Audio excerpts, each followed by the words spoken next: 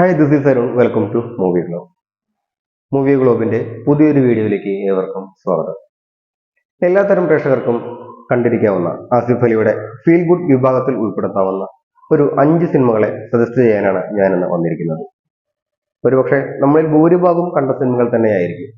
എന്നിരുന്നാലും കാണാത്ത പ്രേക്ഷകരുണ്ടെങ്കിൽ അവർ തീർച്ചയായും കാണാൻ ശ്രമിക്കേണ്ട ആസിഫ് അലിയുടെ 5 സിനിമകൾ. നമ്പർ 5, കക്ഷി അമ്മിണിപ്പിള്ള.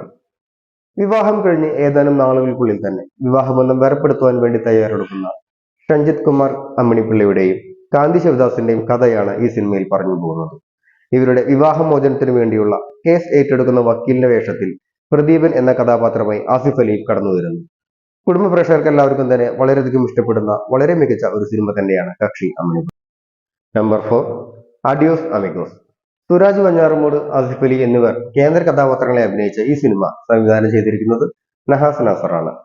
ഒരു ബസ് സ്റ്റാൻഡിൽ വെച്ച് അവിചാരിതമായി കണ്ടുമുട്ടുന്ന 2 യാത്രക്കാരും തുടർന്ന് അവർ ഒരുമിച്ച് നടത്തുന്ന യാത്രയുടെ സംഭവങ്ങളുമാണ് ഈ സിനിമയിൽ പറഞ്ഞു പോകുന്നത്.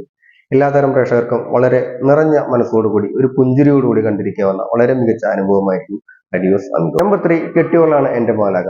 സ്ത്രീകളുമായും പെൺകുട്ടികളുമായൊന്നും അധികം അടുപ്പമോ സൗഹൃദമോ ഇല്ലാത്ത സ്ലീവാച്ചൻ എന്ന് പറയുന്ന ഒരു മലയോര കർഷകന്റെ ജീവിതമാണ് ഈ സിനിമയിൽ പറഞ്ഞു പോകുന്നത്. വീട്ടുകാരുടെയും കൂട്ടുകാരുടെയും നിർബന്ധത്തിന് വഴങ്ങി കല്യാണം കഴിക്കുന്ന സ്ലീവാച്ചനും തുടർന്ന് അയാളുടെ ജീവിതത്തിൽ നടക്കുന്ന സംഭവങ്ങളുമാണ് ഈ സിനിമയിൽ പറഞ്ഞു പോകുന്നത്. നിസാം ബഷീറാണ് ഈ സിനിമ സംവിധാനം ചെയ്തിരിക്കുന്നത്. കുടുംബ പ്രേക്ഷകർക്ക് ഇഷ്ടപ്പെടുന്ന ഒരു സിനിമയാണ് കെട്ടിയോളാണ് എന്റെ മാലാക. Number 2, Sunday holiday. Aparna Balamurali, Sreenivasan, Asif Ali എന്നിവർ കേന്ദ്ര കഥാപാത്രങ്ങളെ അഭിനയിച്ചിരിക്കുന്ന ഈ സിനിമ സംവിധാനം ചെയ്തിരിക്കുന്നത് ജിസ് ജോയാണ്. ഒരു സിനിമാ തിരക്കഥാകൃത്താവണമെന്ന ആഗ്രഹമായി നടക്കുന്ന ഉണ്ണി എന്ന കഥാപാത്രവുമായി ശ്രീനിവാസൻ പറയുന്ന കഥയിലെ ഒരു അമൽ എന്ന് പറയുന്ന ചെറുപ്പക്കാരന്റെ വേഷത്തിലെത്തുന്ന കഥാപാത്രമായി ആസിഫ് അലിയും ഇതിൽ അഭിനയിച്ചിരിക്കുന്നു. ഒരു ഡ്രാമ റൊമാൻറ്റിക് വിഭാഗത്തിൽപ്പെടുത്താവുന്ന ഈ സിനിമ പ്രേക്ഷകർക്ക് എല്ലാവർക്കും ഇഷ്ടപ്പെടുന്ന വളരെ മികച്ച ഒരു സിനിമ തന്നെയാണ്. നമ്പർ 1, വിജയ് സൂപ്പറും പൗർണമിയും. 2016 പുറത്തിറങ്ങിയ തെലുഗു സിനിമ പെല്ലി ചൊപ്പുലു എന്ന സിനിമയുടെ മലയാളം റീമേക്ക് ആയിരുന്നു വിജയ് സൂപ്പറും പൗർണമിയും. ഇത് യഥാർത്ഥ സംഭവങ്ങളെ അടിസ്ഥാനമാക്കി രൂപപ്പെടുത്തിയ ഒരു സിനിമയാണ്.